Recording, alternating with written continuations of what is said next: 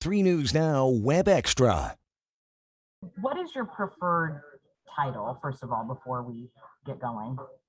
Sure. It's Pediatrician-in-Chief at Children's Hospital and Chair of Pediatrics at UNMC. Perfect.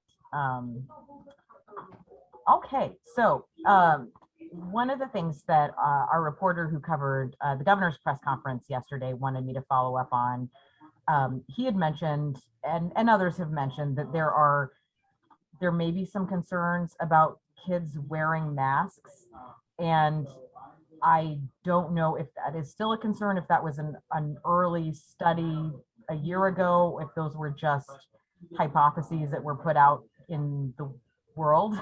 Is there a concern about children wearing masks, and is there even an age limit at which maybe they shouldn't be wearing masks? Sure. So the evidence for safety on masks is really very clear. And in fact, those of us in healthcare have been wearing masks for most of the day for, well, certainly 18 months.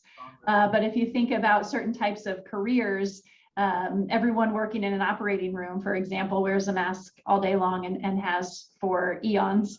So it's not a risk to humans to have a mask over their mouth and nose in a general sense. And that does also apply to kids. And so school-age kids are not at risk by having a mask on during the daytime. There is some potential risk for someone who cannot remove the mask on their own. So those under 2, we generally don't recommend that they have a mask, because if they were having any kind of trouble breathing because of how it was positioned or that type of thing, they may not be able to communicate that effectively and may not be able to pull the mask off on their own. So the American Academy of Pediatrics recommends that kids under 2 not wear masks, and that's why. And in terms of COVID, I know we hear a lot about kids are less vulnerable to COVID than adults may be, but we're also dealing now with the Delta variant, which is a little more infectious.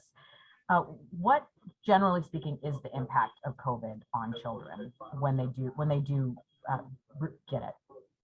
Sure. So some of the comparisons that we've seen with COVID and influenza really have been focused on the mortality rate, the worst possible outcome. And so the mortality rate for children with COVID has been similar to a severe flu season, but the morbidity and the long-term consequences are much more impressive and striking with COVID than for flu. So for example, during a typical flu season, we usually hospitalize about 46,000 kids in a year. With COVID, we've hospitalized over 200,000.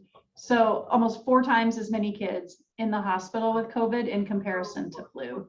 So certainly more severe from that standpoint. The other thing that we're still really learning about, but which is impacting kids and adults, is the long COVID symptoms, prolonged fatigue, headache, and kind of that brain fog or difficulty with concentration, things that linger weeks to months after the infection occurs.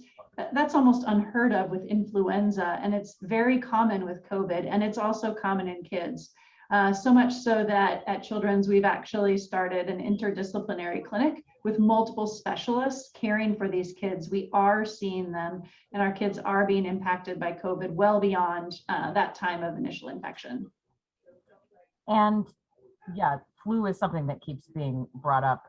When you add, let's say, 5, 6, 7, 8 pediatric patients with COVID in a hospital, how does that impact the availability of beds, for instance? It doesn't sound like a huge number, but if you already, I know you RSV cases have been high. So what does that even do in terms of staffing and care? Sure. We're always monitoring very closely the availability of beds here in Omaha and around the state. We work together with other hospitals to communicate that really in real time throughout the pandemic. And so as we've started seeing more kids with COVID coming into the hospital, we worry about the availability of beds for kids with other types of infection. We've also been following RSV. Those rates have been really high this summer. That's really strange for us. Usually RSV cases occur in the wintertime. But we had so much social distancing occurring in the winter, especially with our youngest kids, that we really didn't see that peak of cases of RSV occur until the summer this year. So we do have more cases of other respiratory illnesses in the hospital right now. And, we need to make sure that there's also space for the things that happen that we can't predict. The kids who have accidents or traumas or things like appendicitis, there's not a way to predict when you'll need a hospital bed. So we really want to help encourage people to keep up their efforts to stay healthy and avoid respiratory infections, because that will help us keep our hospitals open and fully functional.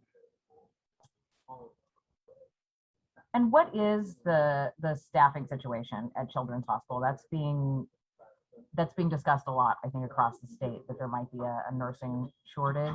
Is that impacting you at all? I think we are impacted to the extent, I think, that our peer hospitals are as well, in that we are always running with as full staffing as we can. And we want to make sure that matches the number of kids who are here. And so we flex up and down. And so we're trying to predict that in real time. And with the pandemic, that's made that predictive ability really tough. One of the other things that has occurred this year nationwide and even globally is that our frontline nurses are really exhausted after a very intensive year caring for COVID patients. And there are a number of them who've left the workforce. And so we're really challenged in bringing up to speed those new graduates and getting people ready and capable at the bedside as quickly as we can, because that replacement is not happening as quickly in this, really across the country as we would like to see. Another issue that's been raised is there a difference in transmission when kids in school are masking and not masking? Do the kids masking? A few possible hypotheses or early studies were cited, and again yesterday by the governor, saying that there's not much of a difference in transmission between children if they're masking or not masking. Has there been any more studies on that now that we've been in this pandemic for a year? We do have good data now that we've had a whole school year of experience that really shows that the layered approaches, having multiple implementation pieces to keep kids safe, helped us avoid outbreaks in schools. It probably can't help prevent every single case, but we want to prevent those big outbreaks where one case leads to multiple cases within a classroom. So the separating desks, physical distancing as much as possible, improving ventilation, getting more outdoor air circulating, masking as one of those pieces, which is really important, and continuing that hygiene, washing hands, washing surfaces after shared use, that type of thing. All those pieces coming together help keep kids safe in schools. Another argument that we hear a lot is that kids, and we've covered this a bit, but kids aren't as vulnerable to COVID. And so it's not such a big deal, essentially, if they get it. And there's a lot of that feeling within the community in general. But if there is a spread of COVID in the school, I would assume it doesn't just stay with the kids either. So in terms of there being an outbreak in a school, what is the greater impact on the community? That's such an important point too.